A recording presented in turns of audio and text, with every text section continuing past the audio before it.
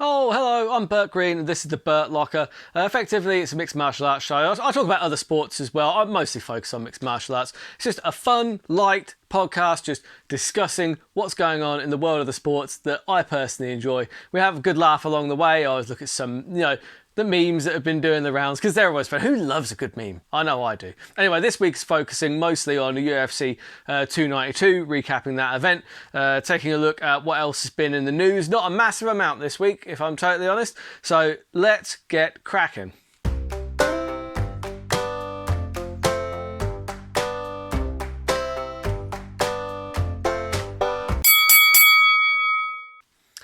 Got the UFC 292 recap. I'm going to start. Karine Silva, I told you, she's a beast. I told you. She's now 17 wins, 17 finishes. I know she's got 4 losses on her record, but my God, is she unbelievably skilled. I mean, she has got a guillotine so tight that people will tap with 1 second left on the clock. 1 second left, as the horn went. She's absolutely, honestly, I cannot wait to see more of her. She's so goddamn fun to watch because she finishes fights. She's a finisher, damn it. She's an absolute savage. Love her. I think she needs a number next to her name. Do you not think? Like, you see, she's been tearing through people, man. She needs a number next to her name. I would like to see how she stacks up against someone like maybe an Amanda Hebas. I believe she's like 12th or 13th ranked. But Karine Silva needs a ranking. She needs a ranking. Need to get her in that top 15. I'm not saying she automatically wins. She's been looking like a destroyer against the lower ranked opponents. Let's see what she does in the rankings. I'm interested to see it because she's certainly fun to watch. That's, I don't think that's even really all that debatable, if I'm honest with you. Brad Katona, congratulations to you, buddy. The first ever double tough champion. That is a real achievement. I thought I had him picked to win it from the start. Honestly, he was probably the most, one of the most well-rounded guys out there. Brilliant fight as well. Hats off to both those guys. It was an absolutely brilliant fight. Also, to see Conor McGregor come from 7-1 down in the competition to then come back and arguably, win, if not level the competition is because his, I believe Chandler's fighter won the other fight. But yeah, either way, brilliant stuff. I'm looking forward to seeing more of Katona, honestly. He looked really good. Chris Weidman was as I expected. Tavares, he just did exactly what he was supposed to do. He went out there, attacked the leg, as he should. He should attack the leg. No mercy. There's no friends in that octagon. Like, Johnny, you're coming off a leg break, are you? Let's test out that leg. And he was right to do it. He was right to do it because it shouldn't be like, sorry, you're coming off an injury, so you know what? Let's agree, no leg kicks. No bollocks. It's mixed martial arts, mate. It's a cage fight. Get into him. And tell you what, those leg kicks were fantastic. I kind of fancied, Tavares to win it anyway. Even pre-leg break. Let's not pretend that Weidman was on a terrific run of form. Now, I'm not going to call for him to just retire like everybody else is doing. I think that he perhaps needs to fight somebody much lower down in the rankings. He definitely needs to rehab that leg. He's gotten back in there once, so he's gotten a feel for it. I don't think he'll look as, because it's not like he wasn't having some success. He was landing some heavy shots.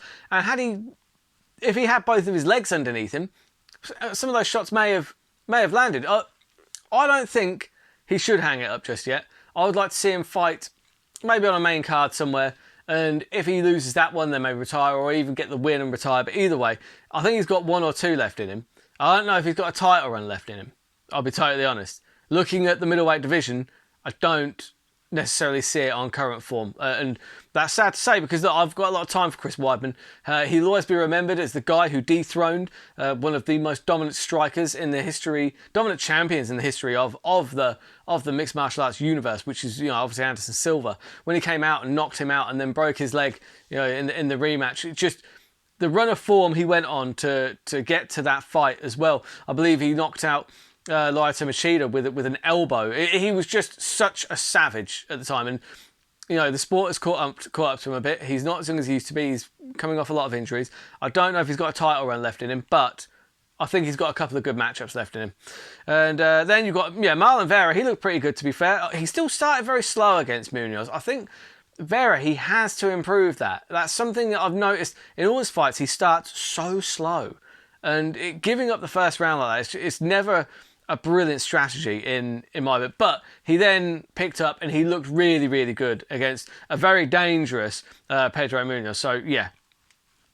I mean, it's looking like he might be in with a chance of getting a rematch with Sugar Shane O'Malley. At least that's what O'Malley's calling for at the moment. So I don't know if they make that fight. I don't know if that makes all the sense in the world. But hey, look, Munoz is up there in the rankings. So a win over that, you could make a case for it. You could make a case. Ian Gary versus Neil Magny. Right, elephant in the room. Let's be honest. It was all a bit weird, was it? Wasn't that a little bit weird? I don't know, right?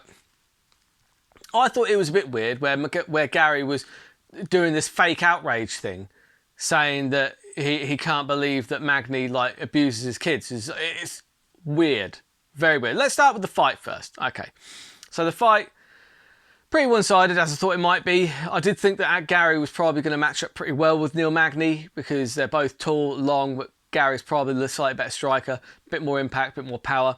He took out his leg. Like Magny was on one leg after round one, but then Gary just didn't finish him. And it's like before the fight, he was saying, "Oh, I'm going to give you a masterful finish." And then after the fight, he was like, "Yeah, but I wanted to show people surgical and blah, blah, blah. That's why I didn't finish him." It's like, I don't know. You could have finished a one-legged Neil Magny. He was on one leg for 2 rounds, man. That's a long time to be on one leg for. I get it. You don't want to take a risk going in, but people respect risk takers. They do. They respect Conor because he's a risk taker. He took a lot of risks. It's like that was playing it very, very safe. And those kind of safe performances, yeah, okay, yeah, you still look very impressive, but then there's always going to be that criticism, isn't there? Of just, yeah, Neil Magny was on one leg for 2 rounds and you still couldn't put him out there.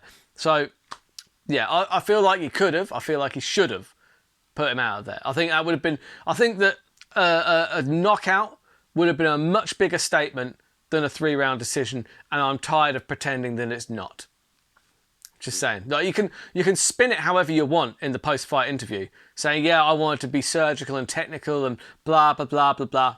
Bollocks. Get the finish. The finish is a bigger statement. It just is.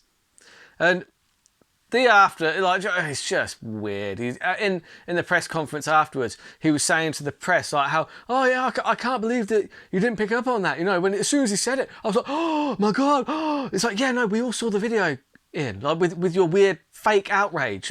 Weird, very weird, right? You're trying to, I don't know what you're trying to do. You're trying to paint Neil Magny as a guy that abuses his kids. I tell you what, I don't think that he does. I think that Magny just, it was clunky in the way that he was saying it, but what he was saying, he was going to give you like, you know, a dad-sized ass whooping or whatever. That's effectively, he's going to spank you like a fucking stepchild. It was his clunky way of doing a little bit of trash talk before the fight. I don't believe for a second that Neil Magny actually abuses his kids. And you're sitting there going, well, no, I hope he's a better guy now because he shouldn't be abusing his kids. I don't think it's right that anyone abuses their kids. It's like, let's be fair though, that probably wasn't happening, was it? What you've done is you've intentionally misinterpreted what Neil Magny was saying in order to try and weirdly, like, throw him under the bus as some kind of like, and you kept on using the term child abuser. You kept using that term. What is that about? That's a weird thing to do. Neil Magny is one of the nicest guys on the roster, right? Honestly, I found it so weird and so cringe. And he sits there going, yeah, but none of you will disagree with me, will you? And if you do, come talk to me. It's like, what? So what? You're going to beat up anyone that disagrees with you? Is that a better thing to do? Like as an example for your kids? What? What are you talking about, dude? Like, the reason nobody's disagreeing with you is because you will intentionally you do this thing that people do on the internet, right? The second you take the side, the second you try and say anything rational, well, actually, I don't think he really did say that. The second anybody would have said that, you'd have turned around and gone, oh, you're in favour of kids getting abused then. You're in favour of kids getting abused. Fuck off, Ian. That's such a, I roll my eyes when I see people doing it on the internet, and I rolled my eyes when I saw you doing it in that fucking press conference. It was pathetic. It was weird. It was very weird. Also, stop calling out guys like Stephen Wonderboy Thompson. If you want my respect, why has no one got Shavkat Rakhmanov's name in their mouth? Why is that, eh? I think you should. I think that's the next fight. I think you book Ian Gary against Shavkat Rakhmonov, and we'll see how good both of them are. Right? It's just, honestly, I didn't mind Ian Gary before this fight, but the way he's been prattling on, intentionally misconstruing what people are saying, and it's very intentional. You can tell it's intentional because he's not clever enough to make it that the over exaggerated reaction to it that he did on his fucking Instagram or whatever it was. Oh, I can't believe he just said that he hits his kids. That's not really what he said, dude. That's dumb. So dumb. I actually quite liked Ian Gary before that, and I was like, oh my god, now we've just got another thick idiot just intentionally trying to kind of do anything to get clicks, do anything to, oh, I'm carrying this event, blah, blah, blah, blah, blah, blah, blah. Seen it all before. We've seen it all before with Conor, and now we've got kind of, Conor light, because it's not quite the same thing, is it? And yeah, look, massive respect to Ian Gary because he is an absolute savage, right? His striking was phenomenal. Why don't you just let your fighting do the talking instead of coming out with all this random, stupid nonsense? It drives me up the wall, honestly. It's just, and also it's not even original nonsense. It's like, I'm moving on. I'm moving on from that. Shavkat Rakhmonov versus Ian Gary, book that fight though. Make that fight happen. I want to see how good Ian Gary is. I want to see how good Shavkat is. I think that's a fantastic fight. Make it happen. And then you had Weili versus Lemos, which was a bit of a disappointment. I thought it was going to be a much more competitive fight than it was. Look, Weili, she's levels above. I'm still a huge fan of Lemos. I can't wait to see her back in against somebody that she can really get into. But that is clearly not Zhang Weili, is it? She's phenomenal. What else can you say? Zhang Weili, phenomenal.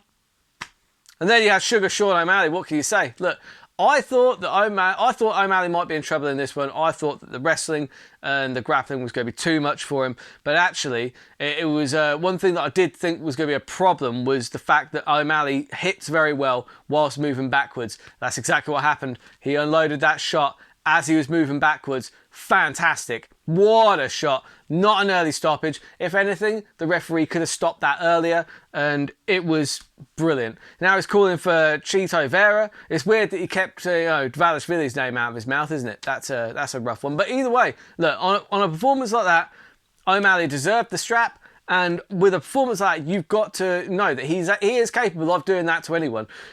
Do I think that the Aljo rushed in a little bit uncharacteristically? Yeah, sure. But O'Malley was the one that capitalised, and he did a fantastic job. And hey, look, if he's getting knockouts like that, how am I going to hate that? Do I find his personality like the most interesting thing? No, not really. I find it a bit weird. He says some things for the sake of saying them, and he has this weird kind of persona. But you know what? He's gotten people talking. He gets people watching, and with knockouts like that, he is the strap a rocket to Sean O'Malley because he's gone, mate. He's gone. I don't think there should be an instant rematch for this one. I just don't. I don't really like the instant rematches anyway. I think that we want to see Aljamain Sterling against somebody else, or maybe he goes up anyway because he said that he was struggling with the weight cut, and maybe that was why he looked a little bit off. I'm not taking nothing away from O'Malley at all, but that wasn't the Aljamain Sterling that we saw against Henry Cejudo. It wasn't close. He didn't look quite right. He looked a bit. No, he didn't look like he was cut the same way. He just didn't look quite right. But O'Malley looked phenomenal, and I'm a big fan of his fighting style because look, you get spectacular knockouts like that. So what can I say? Brilliant stuff. I wouldn't mind seeing the rematch with Chito Vera, honestly. Run that one back and see it, because they've got two complementary styles. It'd be a fun fight. I don't want to see O'Malley win the belt and then just potentially get dog walked by Umar Nurmagomedov or Dvalishvili.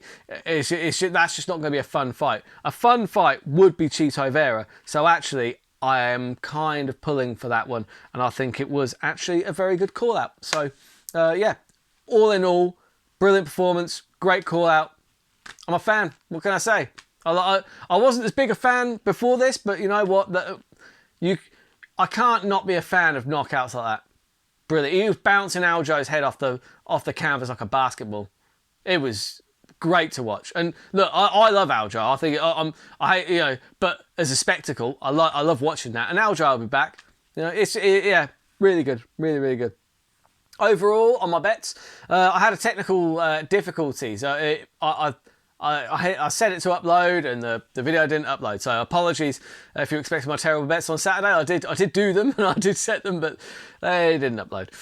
And so anyway, I was 7 of 12 on my picks. That's pretty terrible, but not as bad as 6. So I'm still moving in the right direction. Last 2 weeks, I've been only getting 6 out of 12. That was a 7 out of 12 on my accumulator. So we'll get into the news.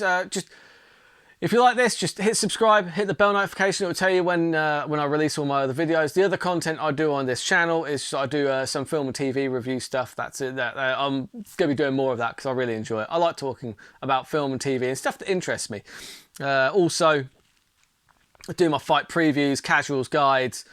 Basically, the casuals guide is it's bits of information, quick hit style on every single fight, on the entire fight card. I do my research. I make the picks, but it's not so much about my picks. It's about making sure that you've got information. You know who's fighting on the card, so you just get a bit more out of the event when you go to watch it. That is what it's designed for. It's all done and dusted in 15 to 20 minutes. Like 20 minutes is the longer ones, but it just means you're not spending all day doing it. And they're good fun. They're a good laugh as well. Also, I do terrible bets.